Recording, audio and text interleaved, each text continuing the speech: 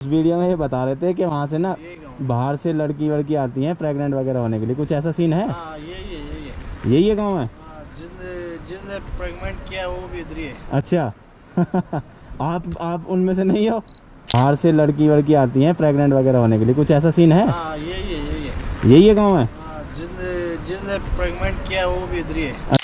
दोस्तों, हर कपल चाहता है कि उसकी होने वाली संतान तंदुरुस्त, स्वस्थ, सुंदर और अच्छे रंग रूप वाली हो। हालांकि बच्चे का रंग रूप कैसा होगा ये तो माता पिता पर निर्भर करता है। इसी वजह से कुछ लोग आज के वक्त में अपने बच्चों का रंग रूप सुधारने के लिए ऐसी चीजें कर जाते हैं जो सुनने में काफी ज्यादा अजीबोगरीब लगती है। प्रेगनेंसी टूरिज्म भी ऐसा ही एक अजीब कॉन्सेप्ट है जिसके संबंध भारत के एक इलाके से जुड़े हैं। भारत के एक इलाके में मौजूद कुछ गांव विदेशी महिलाओं के बीच में काफी फेमस हैं। यहाँ ये महिलाएं प्रेग्नेंट होने आती हैं। जी हाँ, आप इस बात को सुनकर चौंक गए होंगे, लेकिन ये बात बिल्कुल सच है। पहले जब ये खबर उड़ी तब किसी को भी यकीन नहीं था, लेकिन जब इस खबर के बारे में लोगों को पता चला तो इस खबर की जांच पड़ताल करने के लिए उस जगह पर हजारों की संख्या में लोग गए, जिसके बाद इस बात को सच पाया गया।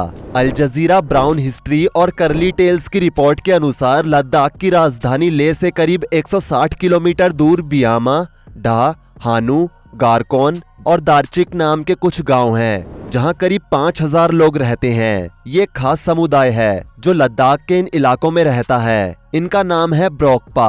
ब्रोकपा लोगों का दावा है कि वो दुनिया में आखिरी बचे हुए सबसे शुद्ध आर्य हैं, यानी कि उनका खून आर्यों का है। पहले आर्य लियो इंडो ईरानी मूल के लोगों को कहा जाता था, पर बाद में आर्य इंडो यूरोपियन मूल के लोगों को कहा जाने लगा। ऐसा माना जाता है कि ये लोग अलेक्जेंडर की सेना में सैनिक हुआ करते थे। जब अलेक्जेंडर भारत आया तो उसकी सेना के कुछ सैनिक सिंधु घाटी में रह गए। इन्हें मास्टर रेस के नाम से भी जाना जाता है। लद्दाख के अन्य लोगों की तरह उनकी बनावट काफी अलग है। ये मंगोल और तिब्बत लोगों के जैसे नहीं लगते। ये लंबे होते हैं, गोरे होते हैं। इनके बाल घने, लंबे और काले होते हैं। इनके जबड़े थोड़े उठे हुए होते हैं और इनकी आंखों का रंग हल्का होता है। इस वजह से ये लोग दिखने में काफी सुंदर होते हैं। ये जिस जगह पर रहते हैं वो भी काफी खूबसूरत स्थान है। हैरानी की बात ये है कि अभी तक इस तरह का कोई शोध नहीं हुआ है जिससे ये पता चल सके कि समुदाय के लोग शुद्ध आर्य हैं, और ना ही इनका किसी तरह से डीएनए टेस्ट हुआ है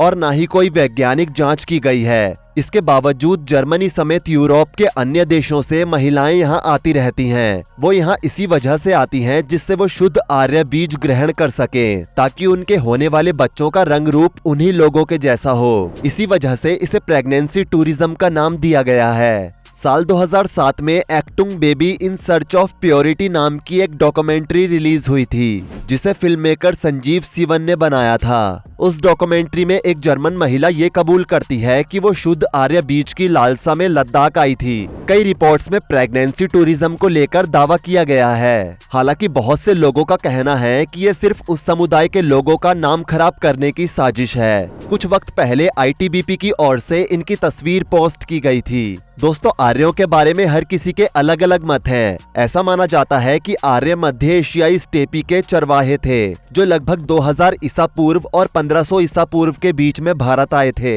लिखित अभिलेखों के आधार पर ऐसा लगता है कि आर्य हड़प्पा और मोहनजोदाड़ो जैसी उन्नत सभ्यताओं के पतन के समय भारत आए थे। आर्यों ने भारत में इंडो यूरोपीय भाषाएं भी लिखी थी, जिनमें संस्कृत भी शामिल थी। दोस्तों, बहुत से मतों को जानने और रिसर्च के बाद कुछ कड़ियां ऐसी मिली जिनमें ये बात समझ में आई कि लद्दाख से आर्यों का कुछ तो कनेक्शन जरूर है। आर्य कौन थे, कहां से आए थे, इस बात का उल्लेख ठीक से कहीं नहीं है, और ना ही कोई इतना विद्वान है कि उसे ये बात पता हो। हालांकि कुछ इतिहासकार और शोधकर्ताओं ने आर्यों के बारे में कुछ हद तक पता लगा लिया है। आपको बता दें कि आर्य का मतलब होता है श्रेष्ठ, और श्रेष्ठ एक भाषा सूचक शब्द है। इनके बारे में अलग अलग विद्वानों के अलग अलग मत मिलते हैं। डॉक्टर अविनाश चंद्र दास और डॉक्टर संपूर्णानंद के अनुसार आर्य सप्त सैंधव प्रदेश यानी कि भारतवर्ष के उत्तर पश्चिमी भाग से आए थे। इसे आर्यों का आदि देश कहा गया है। हालांकि ये आदि देश है कहाँ, इस बात की कोई पुष्टि नहीं है। पंडित गंगानाथ झा ने बताया कि आर्य ब्रह्म ऋषि देश यानी कि वर्मा, थाईलैंड और म्यांमार से आए थे। स्वामी दयानंद सरस्वती ने बताया कि आर्य तिब्बत से आए थे। वहीं पंडित बाल गंगाधर तिलक के अनुसार आर्य उत्तरी ध्रुव यानी कि आर्कटिक प्रदेश से आए थे। वहीं पश्चिमी विद्वान मैक्स मूलर ने बताया कि आर्य मध्य एशिया से आए थे। डॉक्टर LD कल्ला ने बताया कि आर्य कश्मीर और हिमाचल प्रदेश से आए थे। दोस्तों, आर्यों की पहेली बहुत पुरानी है। हमारे भारतवर्ष में जन्मे बड़े बड़े विद्वानों ने भी आर्यों पर चर्चा की है। पुरातत्व वेदों के अनुसार द्रविड़ भी सिंधु घाटी सभ्यता से ही जुड़े हुए हैं। आमतौर पर ये माना जाता है कि सिंधु घाटी सभ्यता के बाद आर्य यहाँ पर आए। संस्कृत साहित्य और वैदिक वांग में भारत में हिमालय से कन्याकुमारी तक एक जैसा है। ऐतिहासिक प्रमाण भी इसकी पुष्टि करते हैं कि संस्कृत न सिर्फ उत्तर भारत की भाषाओं की जनक है, बल्कि तमिल जैसी प्राचीनतम दक्षिण भाषाओं की भी जनक है। स्पष्टतः संस्कृत की उत्पत्ति भारत भूमि पर हुई और वेदों को इसी भाषा में रचा गया। खुदाई के साक्ष्य भी इस बात की पुष्टि करते हैं कि द्रविड़ उत्तर भारत में ही रहे। ये बात हम आपको इसलिए बता रहे हैं क्योंकि कई विद्वानों ने ये बात कही है कि भारत में जो द्रविड़ थे वही बाद में आर्य कहलाए, और आर्य कहीं बाहर के नहीं थे बल्कि यहीं भारत के थे। उन्हें वेदों पुराणों का ज्ञान था, वो ब्रह्मचर्य का पालन करते थे। कई विद्वान इसे सिंधु घाटी की सभ्यता से अलग बताते हैं क्योंकि उनके मुताबिक सिंधु घाटी के लोग काले थे और आर्यों का रंग गोरा है। आर्य बहुत गोरे हैं, उनका रंग बहुत ज्यादा साफ है। इस बात पर कई विद्वानों का कहना था कि आर्य भारत के नहीं हो सकते हैं, वो बाहर से आए थे। आधुनिक इतिहासकार आर्यों का आगमन 1500 ईसा पूर्व का बताते हैं। आर्यों को इंडो ईरानियन के तौर पर भी जाना जाता है। वर्तमान समय का पारसी धर्म यहीं से उपजा। जिन आर्यों की कल्पना आधुनिक इतिहास में आप पाते हैं, दरअसल उन्हें वर्तमान समय के पारसी धर्म को मानने वालों के तौर पर आप देख सकते हैं। दोस्तों, प्राचीन इतिहास के अनुसार आर्य बहुत ताकतवर थे। लड़ाई का कौशल उनमें था। सभी आर्यों की लंबाई एक योद्धा की तरह थी। आर्यों को दूर से देखने में लगता था कि जैसे कोई चट्टान सामने खड़ी हो। कंधे चौड़े और चट्टान की तरह छाती इनका पहला गुण है। इतिहास गवाह है कि जिस किसी राजा की सेना में आर्य होते थे वो कभी कोई लड़ाई नहीं हारा। अलेक्जेंडर की सेना में सबसे ज्यादा आर्य थे और उसका रिजल्ट आपके सामने है। वो इतिहास में राजा पोरस के अलावा किसी से नहीं हारा। पिछले कुछ सालों में ये आर्यों का टॉपिक बहुत गर्मा गर्मी में है। हिंदू दक्षिणपंथी मानते हैं कि भारतीय सभ्यता उनसे निकली है जो खुद को आर्य कहते थे।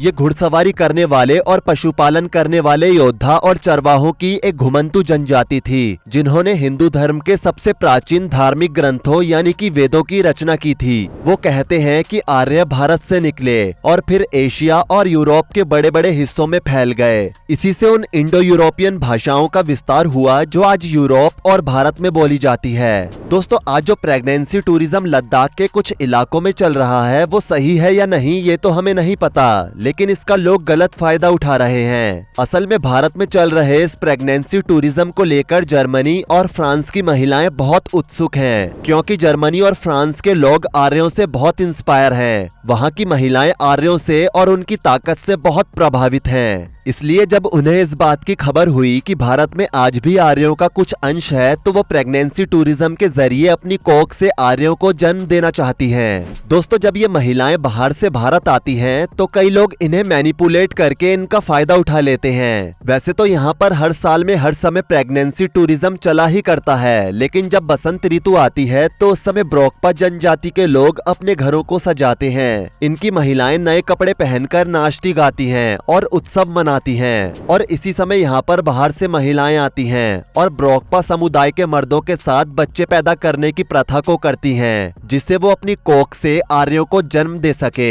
यहाँ के लोगों का मानना है कि सिर्फ उन्हीं में आर्यों का असली खून है और इनके अनुसार आर्य सबसे भव्य, सबसे बुद्धिमान, सबसे सुंदर और सबसे शुद्ध होते हैं। इसी ख्वाहिश में हर साल सैकड़ों विदेशी महिलाएं वहां की एक रहस्यमयी बस्ती में आती हैं, ताकि उनके होने वाले बच्चे की रगों में भी एक आर्यन का खून हो। ऐतिहासिक अध्ययनों से पता चलता है कि दिल्ली से लगभग 1100 किलोमीटर की दूरी पर और उसके बाद लेह शहर से लगभग 100 किलोमीटर की दूरी पर स्थित उस पूरे इलाके में कुदरत ने बेपनाह सौंदर्य प्रदान किया है और वहां 2000 से अधिक शुद्ध आर्यन आज भी जिंदा हैं। बच्चों की ख्वाहिश में ना जाने कितनी विदेशी महिलाएं हर साल यहाँ पर प्रजनन की प्रक्रिया करने आती हैं। म्यूनिक नाम की एक जर्मनी महिला ने बहुत पहले मीडिया से ये बात शेयर की थी कि वो यहाँ एक बच्चे की ख्वाहिश में आई थी। थी, क्योंकि उसे लगा था कि पूरी दुनिया में सिर्फ यही एक ऐसी जगह है जहां असली आर्यन मिलते हैं, वहीं के लोगों में आर्यन का असली खून है। लेकिन जब उसके बाद उसने बच्चे को जन्म दिया तो वो बच्चा उसे बाकी बच्चों की तरह बिल्कुल साधारण ही लगा। और ऐसा एक महिला का कहना नहीं है, बल्कि फ्रांस और जर्मनी की कई महिला ने इस बात की पुष्टि की है। दोस्तों, सही मायनों में देखा जाए तो ये एक ब्लैक बिजनेस है, जिस पर शायद हमारी ब्लाइंड गवर्नमेंट की नजरें नहीं पड़ी हैं, और सरकार का इस मुद्दे पर कुछ न कहना या इसमें हस्तक्षेप करना और सहमति करना भारतीय टूरिज्म को बढ़ावा देना भी हो सकता है। भारत में ब्राह्मण हो, राजपूत हो, सिख हो, गुजर हो, जाट हो, चमार हो, मराठा हो, रेड्डी हो, चौधरी हो, भूमिहार हो या अन्य कोई जाति,